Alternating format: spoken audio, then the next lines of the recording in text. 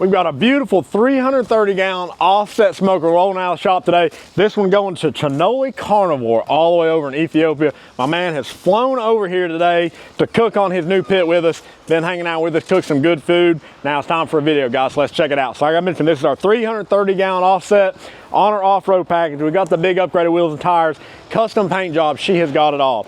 So open up the pit here. Oh, hold on, wrong door. Y'all want to see an empty door, you want to see a full door.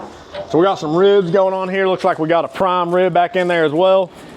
A little bit longer on those, we'll be pulling them off. Guys, just like all our tank smokers, you get 2 top grates, full bottom grates to full length, 1.5 inch ball valve grease train down there. The fold down stack is standard, all right? Off-road package, upgraded wheels and tires, those are gonna cost you a little extra. Come down to the firebox. Now all of our fireboxes are fully insulated. You can check out our fire we got going on in there. Doors insulated, front of it's insulated as well. Holds heat great. No, the tires ain't gonna get hot, guys. I know that's y'all's favorite question. They will be fine, I promise you.